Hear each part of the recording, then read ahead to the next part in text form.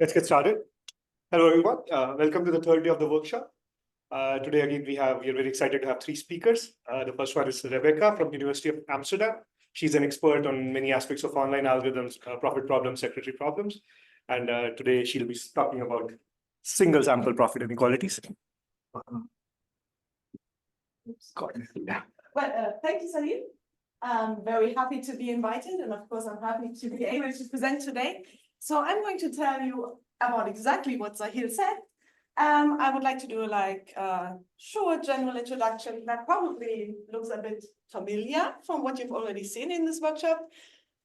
But let's look at a very generic online problem. Let's say we want to select the largest value out of a sequence of values that we know nothing about. And every time we see a value, we have to decide, is this the one we keep or do we let it pass? Now, of course, this is hard, right? Because you don't know in what order these come. So it might be that it's not a good order and something in the beginning looks pretty good to you. You're tempted to take it, but it might not be the actual best value. So we're very acquainted with this problem probably by now. And you can't in general do much here, right? Look at the sequence, for example, when every value is n times more than the last one you've seen. But at some point, the sequence just drops and everything is zero.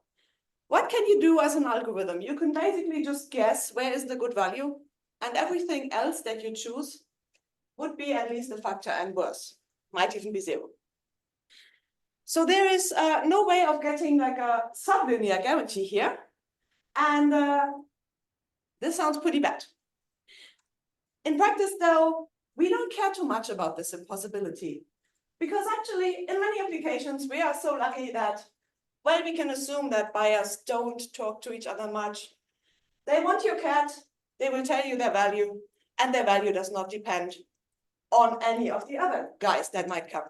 So this assumption is usually something you can reasonably make. And then, of course, people are pretty friendly. They come beforehand and they tell you exactly how they are going to determine their values, right? So they tell you the exact distribution, and you have the distributions as prior information, and you know how the value is going to be made and can use that in your algorithm. And then, of course, it's no problem to compute properties of these distributions and see what is a good solution to your online problem, even if it's a combinatorial one. So with these profit inequalities that you've probably seen that have the distributions beforehand, everything becomes much easier, and you can actually, for many settings, get a ratio of 2 compared to the expected optimum. We're done, right? I put this in just for the case, like, nobody looks at it funny up to this point, just to be safe, you know? So actually, we can't really probably always assume this.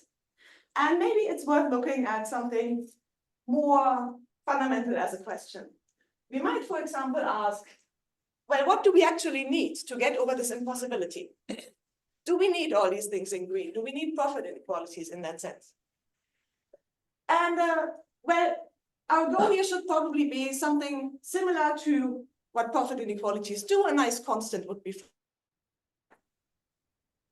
And for this, I want to talk about the following setting. Let's assume that we don't have the distributions. People don't tell us how exactly they make their values. Instead, we're doing something close to knowing nothing beforehand, and we're saying, okay, for this simple problem you saw, for example, let's say from everyone, we're going to get one number that might come out of the distribution, just one sample we can draw beforehand. And now we have n numbers instead of n possibly complicated distributions. So let's go for this setting, and I'm going to today show you some things that can be done there. And I'd like to start with a core idea of why this is also helpful to have. So why does this one number help us? Actually, what happens is the setting on the left. So you have these distributions, say these are some bins you draw out of. And what you do is, well, you draw the sample by taking one of the first and one of the second and one of the third and so on buyer, right? And then you do the same for the actual sequence R. This is, however, the same as if you would do it in different order. And let's say you take 2 out of each bin in the beginning, but then later you flip a coin and say, okay, this one is going to be S and this one is going to be R.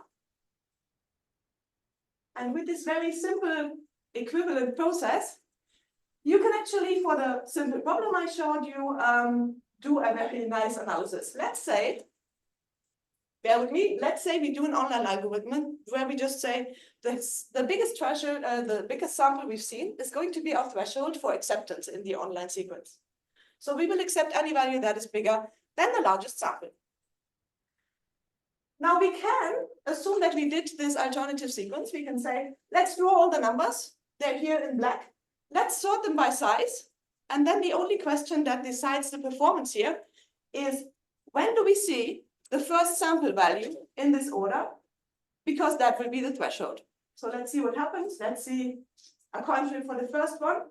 If 85 is coming online, then the 5 value, because it's from the same distribution, must be in the sample, of course. Let's drop another coin, do the same for the 30. That also decides, of course, that 21 is going to be in the respective other set. And now we have the first red value, and that is our threshold. And this is actually very good, right? Because if this happens, when the online algorithm picks nothing else than the 85, that's the only value beating the threshold. So we're optimal. And the probability for this is at least 1/4. Well, that's nice, right? And it's a constant, and it uses only one sample. Actually, you can analyze this much better and get the optimal 2. So I want to talk, however, about doing more complicated things. So let's say it's not this simple problem, but we want to do something online that is richer with a combinatorial structure. And I would like to do a single sample algorithm for matchings. So what is happening here? Let's say we have one side of a graph that we have offline, say we have some items to sell, and one side of the graph that is online. Say buyers arrive and give you their values for the items, and each buyer just wants 1. So nobody likes to have 2 cats, right? They want 1. And this means the goal now is to pick not one value, but a maximum weight matching. Why should this work with one sample? Well, it has a similar structure. You can still go and say, for every edge, all I care about is edge values. Let's draw from the distribution of this edge 2 values. Let's make this ordered sequence as before. And then let's find some nice thresholds and basically solve a single choice problem for every item that I have. So for every item that I have, I want to give it to a large buyer. And actually, a neat idea to do this is to use the offline greedy algorithm. Why do we need something extra? We need to coordinate what we do with every one of these items. We can't solve single choice problems on each of them without taking care of what happens in the others. These are connected now by the graph and the matching property. So let me show you a nice algorithm. Please stop me anytime if you have questions. That was introduced by Carola and I, actually for the somewhat different setting of having secretaries. So we start with a sample, let's say on the left side again, with blue values that we draw for each edge. And let's say we want to use the greedy algorithm, because what the greedy algorithm does is it orders all the edges and it tries to pick the largest leftover one that can still fit in.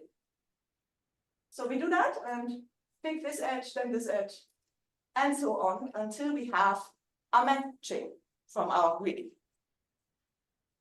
Now, it sounds a bit naive, I know, but it works. Let's just say, okay, I want to sell my cats here for the price of at least what they were worth in this sample matching. So let's put thresholds on all of them. And now in the online sequence, what can we do? If some buyer arrives, we check, of course, what are their values for all of the items. And we will give them, in this case, the largest value that beats the threshold, and of course, where the item is not yet sold. And just doing that will give you some solution that you can actually show as acompetitive. You basically lose something because you base this now on the greedy, which was already not optimal. I don't want to go into the analysis too much, but this was a nice result. And actually, with algorithms of this type, you can do a lot. I have a short list here. You can do a better analysis of this specific algorithm, which Kaplan, Naomi, and Ras did. They get a 5.86 instead of 8. You can also do different versions of online matching. You can even do budget additive combinatorial assignments. So if someone wants to buy more than one. And just note that we can make this truthful if we introduce thresholds not only on the item side, but also for the buyers. And finally, it was also known for a large class of these single sample algorithms, that if you have one of them, you can translate it into a order oblivious secretary algorithm. So that's a nice connection between models. So this is something that was basically done 2 years ago, as you saw in all of these wonderful brackets. And we were thinking of whether this extends to like even richer settings. What if we want to do something as complicated as XOS combinatorial assignments? And this is now the main thing I want to show today, where we try that.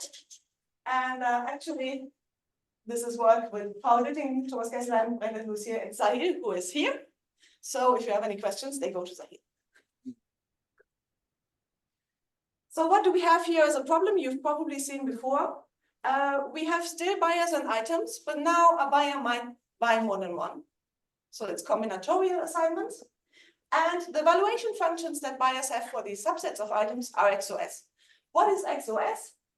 In this case, I want to define it in the way that is set there. So you can do it differently, but that's not important for us. We use this. So it's a function that you can represent as the maximum over a couple of additive functions. For example, look in the table below. If we have 3 items, X, Y, and Z, and 3 additive functions, 1, 2, 3, and each additive function gives some value to each of the items. Say also we want to have the value for item Y and Z in this overall function V. Right? Because V is defined as the maximum over the additive options here, we can have 6 plus 0 or 3 plus 4 or 1 plus 3. And we take the maximum, which is the 7 here. So this is how the values are made. Why is this a good candidate to try something with single sample? Well, we call that before we were always trying to find the numbers that represent the whole problem, including the sample, put them into like a sequence and then analyze what happens in there step by step, right? This was somehow a way of reducing the online-ness of the problem. You have this offline sequence that you can work with and play around in there using this greedy algorithm that is not online, but at least sequential. Here for XOS, we don't have numbers directly. We have these valuation functions. And you can't really sort those reasonably. It's not really helpful. However, the representation I just showed you does give us values for items, right? It gives us a value of buyer I for item J if you fix which set of items the buyer receives. Once you fix that, you can evaluate that maximum, you can find that additive function, and that gives you that value. So we use that and we break it down into someone's value for some single item. And this actually helps a lot. Let me try and also give you an intuition in the algorithm, if I have the time, looks like. Okay, so what we needed is something that ties together the decisions on single items, right? Because we don't even know what set to assign to someone. I can give you an additive function for any set you give me, but what is the set that buyer I should be evaluated for? So to even get anything like these numbers I keep talking about, we need an algorithm that kind of determines sets. And we want that algorithm to be as online-ish as possible, as in, it would be good to not have some anonymous thing that computes the optimum and we don't know how. So there is one algorithm that looked good to us, and this is the following. There's a buyer-wise greedy, which means you are considering a fixed order of the agents.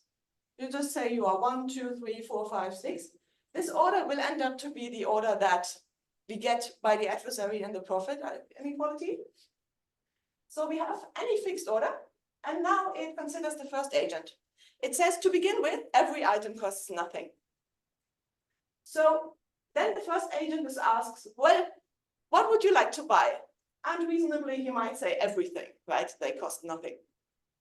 So then you say, okay, here is everything, but I might take that from you later. And you update the prices of things to be exactly the additive values that this guy has for the bundle he just got. Let's say it's those. Now the next person comes and you ask them, well, if the kitten costs 1, the skateboard 1/2, and so on, what is the set that you would most like to buy that maximizes your utility? Yes, Can I ask a question? How do you know these values, the 1/2 one?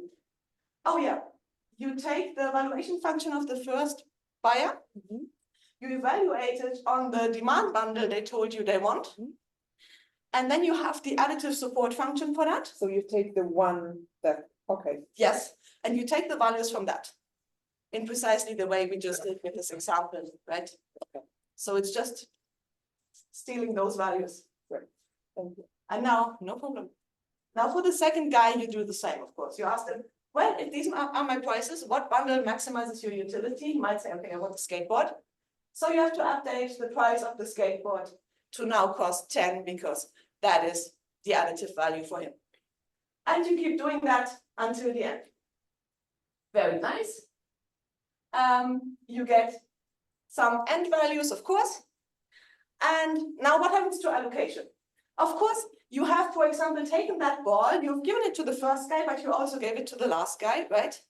And you want only the last guy to have it because necessarily he was bidding more. So the allocation will look like this, only the last bid counts. And what is the value you get? The value you get is exactly the sum of those things. This is what the stuff is currently worth to people. You might even get more because you can switch to a better additive support function after you take some items away from someone, but we don't even analyze that. So this is a true approximation, which was shown by Rubinstein, Miran, and Shapira in 2005, I believe. And we're just gonna try and use that for our online algorithm. Okay, so obviously what you want to do is draw a sample, say the blue one. So everybody gets one sampled valuation function. And now we compute this greedy offline on the sample, as we did before for matchings. This gives us some prices for every step. So nothing is happening except run that algorithm. And now, of course, we have to deal with the online sequence. The online sequence, as we assumed, is drawn from exactly the same distributions. So we're going to draw again for every person. And we are going to just say, well, your prices are the ones that I did in this offline greedy. So the first person sees 0, 0, 0 and bids these things on the 3 items. The second person has prices 1, 3, 1, only wants the skateboard for 46, and so on. So we ask them, what is your demand under the current prices, but in the greedy algorithm from the sample? This is cool because now we have a set, right? For every guy that comes, we have a set. That means we have the additive support function. And that means, well, we have values for the combinations of one buyer, one item. What's not so great is the allocation part of it, because what happens here is, well, you give this to the first guy that comes, he wants everything, prices are 0. But now you have no items anymore, and online you cannot just reallocate those, right? So that is not okay. And what you would like to put in on top is something that regulates where you actually assign. And we do that by saying, okay, we want to assign an item only if the value that someone bids is a good value. Now, what is a good value? Can't write that in an algorithm. And we decided to go for, well, who needs one sample profits, right? Let's just draw another sample. So before we start the online sequence, we now also draw this ground sample here. And we use it for nothing else then pretending to run the online algorithm on it, but with reallocation. And then the only thing we're interested from that are the final prices or the final bits. So the largest bit on the bar that comes in the sample is 18. The largest bit on the skateboard would be the 50 from the first guy, and here the 5 for the kitten. So we collect only the largest bits on every item. And now naturally we say, well, if we also are supposed to assign you something, you don't only have to say this is in my demand bundle for the prices from sample 1, but also it has to beat this maximum bit from the other sample. So in this case, what changes is we still assign the killer because that's better than 5. But guy number 1 does no longer get the other 2 items. Let's go on like this. Here, 46 does not beat 50, can't get it. 25 does not beat 50. 19 does beat 18. So we assign the board. And sadly, this last person is trying to rightfully buy the first item, but that's already gone. We assigned it before. So they also get nothing. And this is the whole algorithm in principle. And actually, we were able to show this is constant competitive. And in the analysis, we use some tricks, of course. For example, it's very important that you do the pricing with a different sample than you do the actual assignments. And you decouple this. And then we also use, on top of it, like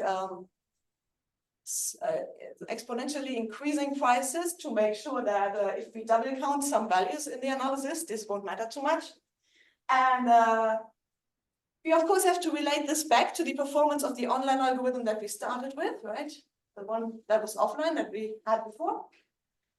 But in the end, what it boils down to is that now we can use the same argument as for single choice, where we just say, well, if the maximum bit over sample 2 and the real sequence is actually in the real sequence, but the second largest bit from there for the item is in the sample, we will make the right decision.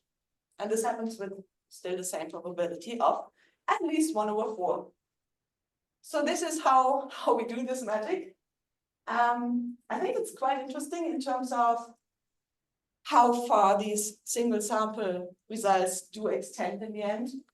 Because at least to me, in the beginning, it looked like, okay, you can do vanilla, you can do maybe matching because it's still a nice one-on-one correspondence.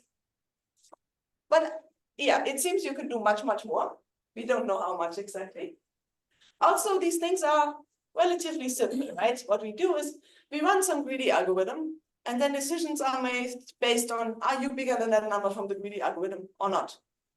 So compared to maybe computing the expected contribution of an item to some optimal solution in the XOS algorithm for normal profits, this might be easier. And also, actually, for most of these algorithms, all of the algorithms we know, which work in also a game of Google type setting, I'm not going to go into that, we can reduce a constant number of samples to just 1, which makes our result more reasonable now, right? We had 2 samples, but we basically cut down the length of them and then say we divide 1 sample into 2. That's essentially the trick. So not that complicated, but it saves us with the single sample model. And finally, all of these things that we're doing here are essentially generalizations of the classic median result of Samuel-Kahn that observed you can choose the median of the values as your threshold. And yeah, in terms of truthfulness, despite initial results like the 16 for matching, it seems that these need more work. So here we need more samples to get truthfulness because we are fixing the evaluation set, the tentative assignment, and then deleting items from it, right? And that makes it no longer truthful because if the values that you are evaluated on do not correspond to the set you actually get, but something bigger, this is a big problem. However, we are still able in the same paper to show a truthful, true competitive mechanism if we have a polynomial number of samples, which is also using this median price approach. So if you're interested in this type of thing, please check out our paper. And in terms of the question I asked before, well, we are a little bit closer. You can do a lot with a single sample. But of course, there's still a lot of work to do also in terms of, well, which problems exactly are possible? And how does this separate from full information? And what actually is required to obtain truthfulness on top? So this is all I have. Thank you very much. Any questions? Yes. So first of all, it's beautiful work. Thank you. So do you know that you need many samples in order to have also truthfulness? No, we know we can make it with polynomial many, but And do you know that constant number of samples does not suffice, or No. you don't know that? Okay. Thank no, you. no idea. Sorry. What constant you get in XOS? I'm not going to comment on that. We are in the process of trying to improve it, so hopefully a reasonable one. Currently a few hundreds. Really? Yes, Yeah, but it might can be be improved, much yeah. lower in the end. So we are still tweaking this part that I mentioned with the double pricing approach. So, I use the mirror lemma. oh, we're going to totally try and factor in the mirror lemma. Just if we, as a side note or footnote, if we just mention it. Yes, this is our overall goal, of course, right? Yes. Yes. You need to assume that you know the order of forms. Yes. We need to assume the order of arrival is known beforehand to apply this algorithm to the same order offline as it is online. Precisely, yes. Do you have an idea of what's necessary? No, no. This is how far we are. But it's a very interesting question, and we are going to, of course, ask it. Right now, we don't have an approach on how to tackle this, but yes, very interesting. Thank you. Any other questions? Okay, let's thank Rebecca. So we'll resume in 10 minutes.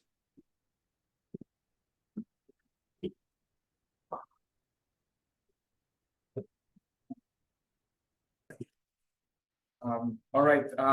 Welcome back, everyone, to our second talk today. Yeah, so we're fortunate to have Balu Sivan, who's a research scientist at Google Research, New York.